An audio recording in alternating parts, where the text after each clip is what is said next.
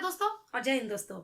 आज की क्लास में हम पढ़ेंगे अनेक शब्दों के लिए या वाक्यांशों के लिए एक शब्द, क्लास 7 के लिए। तो आइए अपनी क्लास शुरू करते हैं। अनेक शब्दों के लिए एक शब्द या अनेक या फिर हम कह सकते हैं वाक्यांशों के लिए एक शब्द। बच्चों, अगर हम कहेंगे कि कल हम गए थे बहुत सारे जानवर को देखने, या हम ऐसा जगह गए थे जहाँ पे बहुत सारे जानवर को हम लोगों ने देखा, जैसे हमने वहां पर मोर देखा, शेर देखा, बहुत सारे पशु पक्षी देखे, तो हम क्या कह सकते हैं कि हम कल कहाँ गए थे? हम कल गए थे जू, मतलब चिड़ियाखाना। अनेक शब्दों में एक शब्द हम क्या कह सकते हैं कि बहुत सारे जानवर का नाम लिखकर बोलेंगे? नहीं, हम बोलेंगे कल हम गए थे चिड़ियाखाना, मतलब जू गए थे। इंग्लिश में उसे जू कहते हैं। तो अनेक शब्दों के लिए एक शब्द का परिभाषा क्या होगा? इसकी परिभाषा क्या है? जब किसी भाषा में अनेक शब्दों, वाक्यांशों या फिर शब्द समूह के स्थान पर क्या बोला गया इसे? जब किसी भाषा में अनेक शब्द होगा या फिर वाक्यांश होगा, वाक्य का बहुत सारा अंश है या फिर बहुत सारा शब्द समूह है, उसके स्थान पर अगर हम केवल एक शब्द का प्रयोग करते हैं तो उसे ही हम क्या कहेंगे? अनेक शब्दों के लिए एक शब्द कहेंगे। बहुत सारे शब्द ना बोलकर केवल एक शब्द का प्रयोग करेंगे तो उसे ही कहेंगे हम अनेक शब्दों के लिए एक शब्द। तो आइए इसका अब हम कुछ उदाहरण देखते हैं। अनेक शब्द या वाक्यांश के लिए एक शब्द का अब हम कुछ उदाहरण पढ़ते हैं। तो बच्चों, मेरे वीडियो को अंत तक जरूर देखिएगा। वीडियो पसंद आने पर मेरे चैनल को सब्सक्राइब और मेरे वीडियो को लाइक करिएगा। आपके लाइक और कमेंट से हमें बहुत ही मोटिवेशन मिलता है। तो आइए कुछ उदाहरण हम देखते हैं। रात्रि में चलने वाला निशाचर। निशाचर का अर्थ ही होता है जो रात्रि में चलता है। अगर कोई पूछेगा निशाचर का अर्थ बताओ, तो हम क्या कहेंगे? रात्रि में चलने वाले को हम निशाचर कहते हैं। जो कभी ना मरे उसे क्या कहेंगे? अमर। ये हम सभी जानते हैं, अमर मतलब जो कभी नहीं मरता है। जो ईश्वर को मानता हो आस्तिक, जो ईश्वर को ना मानता हो नास्तिक। जिसका ईश्वर में विश्वास होता है उसे हम कहते हैं आस्तिक, और जिसका ईश्वर में विश्वास नहीं होता है उसे हम क्या कहेंगे? नास्तिक। जिसके समान दूसरा कोई नहीं हो उसे कहेंगे अद्वितीय। अद्वितीय का अर्थ ही यही होता है, जिसके समान दूसरा कोई ना हो। जिसके समान दूसरा कोई ना हो उसे अद्वितीय कहेंगे। जिसके टुकड़े ना हो सके उसे कहेंगे अखंड।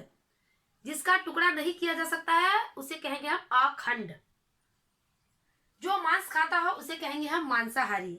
ठीक है, मांसाहारी का अर्थ ही होता है मांस को खाने वाला मांसाहारी कहलाता है। जो मांस ना खाता हो, जो मांस नहीं खाएगा उसे क्या कहेंगे? हम शाकाहारी। साग सब्जी खाने वाले को भी हम शाकाहारी ही कहते हैं। जिस पुरुष की पत्नी मर चुकी हो उसे क्या कहेंगे? हम उसे कहेंगे विधुर। क्या कहेंगे? विधुर। जिस स्त्री का पति मर चुका हो, जिस स्त्री का पति मर चुका हो उसे कहेंगे हम विधवा। जो बिना बुलाए आ जाए, अनिमंत्रित। क्या कहेंगे उसे? हम अनिमंत्रित। देखो, वह तो बिना बुलाए ही आ गया, मतलब उसे मैंने निमंत्रण नहीं दिया था। उसे क्या कहेंगे हम?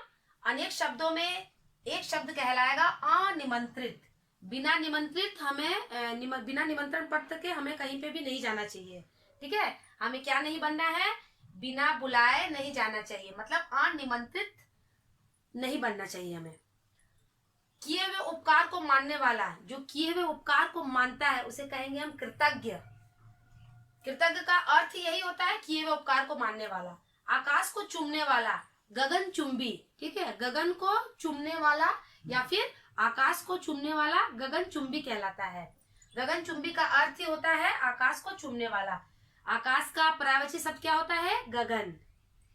जो जन्म से नेत्रहीन हो, जो जन्म से ही नेत्रहीन हो, मतलब उसका जन्म से ही उसकी आंखें ना हो, उसे क्या कहेंगे? जन्मांध।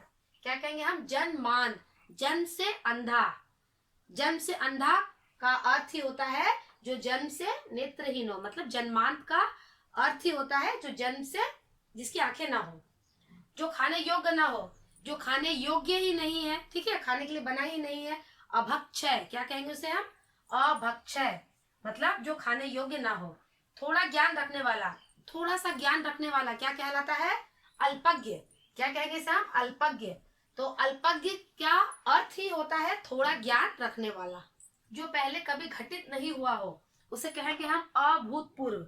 अभूतपूर्व का अर्थ ही होता है जो पहले कभी घटित नहीं हुआ हो। जिसका वर्णन नहीं किया जा सके उसे कहेंगे अवर्णनीय।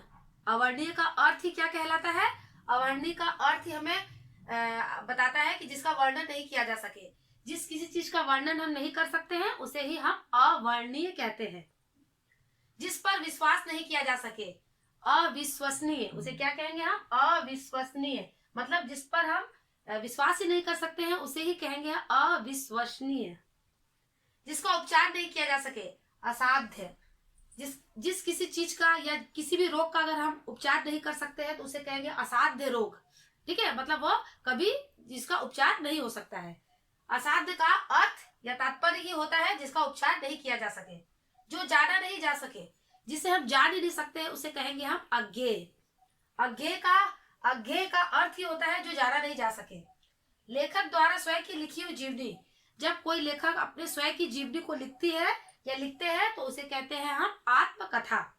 आत्मकथा का अर्थ ही होता है लेखक द्वारा स्वयं की लिखी हुई जीवनी।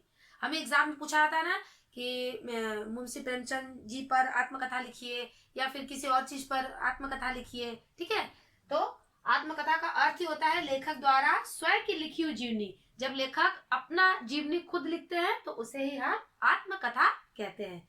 आप इसे एक बार पॉज करके नोट कर सकते हैं। बच्चों, आज के क्लास में हमने अनेक शब्दों या वाक्यांशों के लिए एक शब्द की परिभाषा और उसके कुछ उदाहरण पर पढ़ाई की। आप भी इसे घर पर अच्छी तरह से लिख कर प्रैक्टिस करिएगा। मिलते हैं अपने आने वाले नेक्स्ट वीडियो में एक नए विषय के साथ। तब तक के लिए बाय बाय।